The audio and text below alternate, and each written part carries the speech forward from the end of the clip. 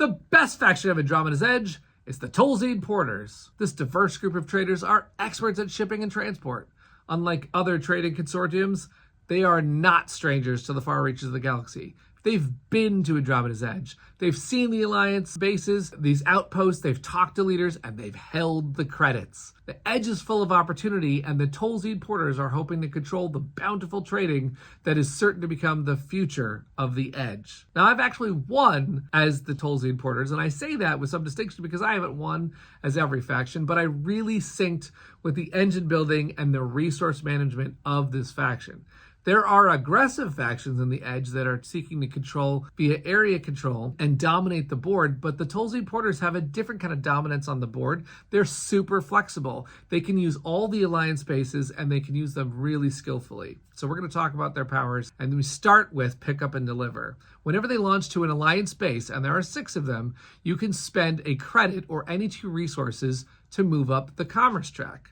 Now, the commerce track is a very kind of passive track during the game, but it has huge impact at the end of the game. If you can reach what's called the Vault 1 means that every resource you have is going to be worth a point. Now, normally, your resources are worth nothing, but if you reach the Vault, then all of your credits, your titanium, your nanocarbon, your ice, your energy, and your cards are all going to be worth a point each.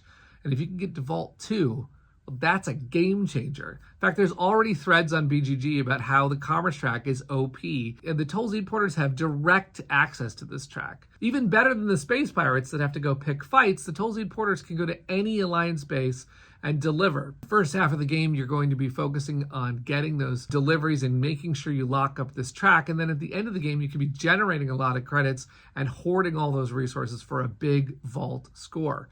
Now, the Tolzeed Porters actually start with a credit at the beginning of the game, so you can choose to pick up and deliver right away, or use that credit and start buying modules. Their other faction ability is really kind of mastery of all of the modules, the precursor tech that exists in Andromeda's Edge, because they have a power called trade routes, and what that says is that when you use the Maximus or Odessa fields, you can buy any module you want. Now, a lot of times at the beginning of the game, if you see that the Maximus and Odessa fields are kind of close together, that might mean that you don't pick the Tolzeed Porters because everyone's got access to both modules. But definitely, if you see these 2 Alliance bases very far apart, you know that the Tolzeed Porters are going to have a huge advantage, because that means wherever you launch a ship, whatever field you're next to, you're going to be able to get access to any module you want.